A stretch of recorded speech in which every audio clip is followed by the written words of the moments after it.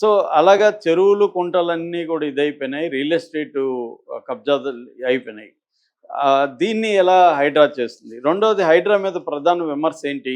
పేదల మీద కోర్టు కూడా అదే అడుగుతుంది. 50 గజాలు 100 గజాల వాళ్ళవి మీరెందుకు కూలుస్తున్నారు? ఎకరాలో లేకపోతే పెద్ద పెద్ద బిల్డర్స్ వాళ్ళవి ఎందుకు మీరు కూల్చట్లేదు? పొలిటీషియన్స్ ఎందుకు కూల్చట్లేదని హైకోర్టే అడుగుతుందంటే అర్థం చేసుకోవచ్చు. అంటే ఒక నాగార్జునది, ఇంకొంతమంది ఇద్దరు ముగ్గురు తప్ప బిగినింగ్‌లో. తర్వాత ఎప్పుడు ఎవరిది పెద్దవాళ్ళు చేసినట్టుగా ఎక్కడా లేదు. పెద్ద పెద్ద వాళ్ళందరూ ఉన్నారు. ఆల్రెడీ రేవంత్ రెడ్డి బ్రదర్సే చేస్తున్నారనే విమర్శలున్నాయి. పొంగులేని శ్రీనివాసరెడ్డి చేశాడని విమర్శిస్తున్నారు. ఓవైసీ చాలా చోట్ల ఉన్నాయి కదా, ఓవైసీ జోలికి ఎందుకు వెళ్ళట్లేదని అడుగుతున్నారు. సో ఇంకా చాలా ఉన్నాయి పెద్ద పెద్దవి. అవేవి జోలికి వెళ్ళట్లేదు. ఒక నాగార్జున అది కూడా ఏంది, సినిమా ఇండస్ట్రీ మీద రేవంత్ రెడ్డికి ఉన్న కోపాన్ని తీర్చుకొని వీళ్ళందరినీ తమ కాళ్ళ బేరానికి తెప్పించుకోవడానికి చేసింది తప్ప, ఇప్పుడు మళ్ళీ నాగార్జున రేవంత్ రెడ్డి కాంగ్రెస్ నాగార్జున ఒకటైపోయారు. ఇంకేమీ లేదు. ఆ కేసు ఏమవుతుందంటే ఏమీ కాదు. కేసీఆర్ కూడా ఇలాగే చేశాడు. బిగినింగ్లో వచ్చినప్పుడు సినిమా వాళ్ళు అన్నీ కూల్చేస్తున్నది హడావిడి చేశాడు. మరి రామోజీ ఫిలిం సిటీని 1,00,000 నాగళ్లతో దున్నిస్తానన్నాడు. ఏమైంది? అంతా కాంప్రమైజ్ అయిపోయింది. మామూలుగా ఒక ఎస్ఐ వస్తుంటాడు, స్మాల్ టౌన్కి ఎస్ఐ బిగినింగ్లో కొత్తగా అపాయింట్ అయినప్పుడు చాలా స్ట్రిక్ట్గా ఉంటాడు. వచ్చి అటాకులు చేస్తారు, అవి పీకేస్తారు, ఇది అరెస్టులు చేస్తారు, ఇవన్నీ చేస్తారు. 4 రోజుల తర్వాత అందరూ పోయి అతనితో సెటిల్ చేసుకుంటారు. సెటిల్ చేసుకున్నాక మళ్ళీ మామూలు యథావిధిగా ఉంటుంది. ఇది కూడా అదే విధంగా కనబడుతుంది. వచ్చినప్పుడు ఉన్న హడావిడి తర్వాత పెద్దవాళ్ళ జోలికి పోయినట్టుగా ఒక్క కేసు కూడా మళ్ళీ కనబడాలి. అన్నీ కూడా పేదలదే. అది సాక్షాత్ హైకోర్టే చెప్తుంది. 50 అండ్ 100 గజాల వాళ్ళవే కూలుస్తున్నారు మీరు అని చెప్తుంది. రెండవది, ఎప్పుడైనా కూడా పేదల పట్ల ఒక ఎంపతి అనేది ఉండాలి. ఎందుకంటే పూర్ అండ్ మిడిల్ క్లాస్ వాళ్ళవే ఎక్కువ ఉన్నాయి ఆక్యుపేషన్స్. వీళ్ళకి అమ్మిన వాళ్ళు తప్పించుకున్నారు. ఇప్పుడు ఒక ప్రాజెక్టు కడతారు, ఆక్యుపై చేసుకునేది ఎవరు? ప్రాజెక్టు కట్టినోడు. వాళ్ళకి పర్మిషన్లు ఎట్లా ఇచ్చారు? ఇక్కడ జిహెచ్ఎంసీ అధికారులు పర్మిషన్లు ఇస్తారు, వాళ్ళకి కరెంట్ వస్తుంది, వాటర్ వస్తుంది, బ్యాంక్ లోన్లు వస్తాయి. వీళ్ళన్నీ అది గుర్తించినట్టే కదా, అది లీగల్గా వాళ్ళకి పొజిషన్ ల్యాండ్ అని గుర్తించే కదా వీళ్ళందరూ చేశారు. మరి వాళ్ళందరూ బాధ్యత వహించాల్సిన పని లేదా? వాళ్ళ మీద కేసులు లేవా? వాళ్ళని అరెస్టులు లేవా అన్న ప్రశ్నకి హైడ్రా నుంచి సమాధానం లేదు.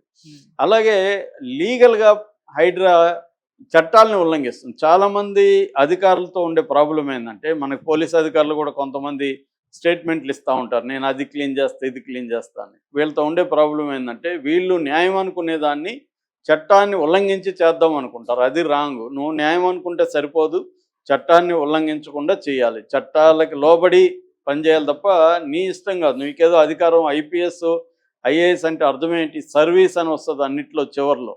సర్వీస్ అంటే అర్థం నువ్వు ప్రజల సేవకుడు తప్ప నువ్వేదో నేను ఇది సత్యం అనుకుంటున్నాను, నేను న్యాయం అనుకుంటున్నాను కాబట్టి నా కింద అధికారులు ఉన్నారు కాబట్టి నా ఇష్టం వచ్చినట్టు చేస్తానంటే కుదరదు. సండేలు సాటర్డేలు ఎందుకు ఎక్కువ జరుగుతున్నాయి అనేది కోర్టు అడుగుతుంది. ఎందుకంటే కోర్టుకు వీళ్ళు వెళ్ళలేరు, అది ఆగదు కాబట్టి చేసేయడం, అర్లీ మార్నింగ్ వెళ్ళి చేసేయడం, కోర్టు టైమింగ్ స్టార్ట్ కాకముందే కొట్టేసేయడం. అంటే క్లియర్గా తెలిసే వీళ్ళు ప్లాన్డ్గా చట్టాలను ఉల్లంఘించి చేస్తున్నారు అనేది హైకోర్టే వాపోతుందంటే మనం చూడొచ్చు. రెండోది, పిఆర్ ఎక్కువ, అంటే వాళ్ళు టముకు ఎక్కువ వేసుకుంటున్నారు, మేము అవి చేస్తున్నాం ఇవి చేస్తున్నాం అనేది గ్రౌండ్ లెవెల్లో రియాలిటీ వేరేగా ఉందన్న విమర్శలు కూడా దీని మీద వస్తున్నాయి. అంటే ఒక బయాస్ ఉంది వీళ్ళకి అనేది. రెండోది, అన్నిటికంటే సిస్టమ్స్ ఎలా పనిచేస్తున్నాయో నేర్చుకోవాల్సిన అవసరం ఉంది. మామూలుగా మన కుమ్మరి చక్రం ఉంటుంది, కుమ్మరి చక్రం తిరిగితేనే కుండ తయారవుతుంది.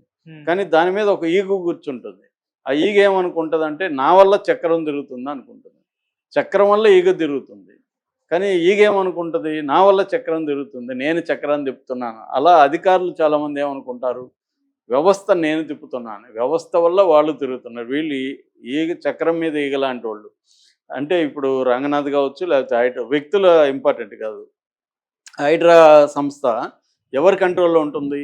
పొలిటికల్ సిస్టమ్ కంట్రోల్లో ఉంటుంది.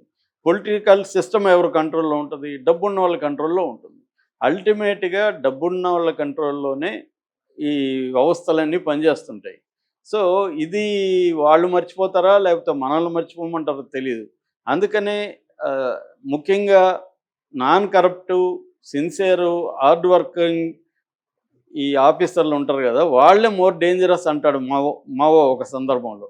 ఎందుకంటే వీళ్ళు ఒక భ్రమను కల్పిస్తారు, వ్యవస్థ మంచిదే, కాకపోతే కొంతమంది అధికారులు బాలేదు. మేము అధికారులు బాగున్నాం కాబట్టి చూడండి ఎంత జరుగుతుందో అని ఒక భ్రమని ప్రజల్లోకి కల్పిస్తారు. నిజానికి వీళ్ళైనా ఒక పనిముట్లు లాంటి tools in the hands of political system and economic interested people అనమాట. వాళ్ళ వెస్టెడ్ ఇంట్రెస్ట్ పీపుల్ చేతిలో వీళ్ళు పనిముట్లు తప్ప వీళ్ళేం సాధించేది ఉండదు గానీ, సాధిస్తున్నట్టు ఒక భ్రమని కలిగిస్తా ఉంటారు ఇటువంటి అధికారులు. సో, ఫైనల్‌గా వీళ్ళు ఓవైసీ జోలికి పోయే దమ్ము, ధైర్యం ఎవరికైనా ఉందా ఇక్కడ? ఏ అధికారికైనా ఉందా? అది ఉంటే అప్పుడు మనం నమ్మొచ్చు. ఈ అధికారి దమ్మున్నోడురా అని. దమ్ము ఉండే ఛాన్స్ లేదు. అధికారికి దమ్ము ఉందంటే అతన్ని పక్కకి వేరే అప్రధానమైన శాఖలో ఏసేస్తారు తీసుకెళ్ళి. అక్కడ అతను పోస్టల్‌లో స్టాంప్స్ అట్లాంటి వాటిలో పడేస్తారు. అక్కడ అతను గమ్మున ఆఫీస్‌లో స్టాంపులు, పోస్టులు చూసుకుంటా కూర్చోవాల్సిందే. కాబట్టి వీళ్ళ మాటలన్నీ కూడా పేదల మీద లేకపోతే మిడిల్ క్లాస్ వాళ్ళ మీద ప్రతాపం చూపించడం తప్ప రిచ్చి పలుకుబడి ఉండి పెద్ద పెద్దవి ఆక్యుపై చేసుకుని వాళ్ళ మీద ఏమీ కనబడట్లేదు.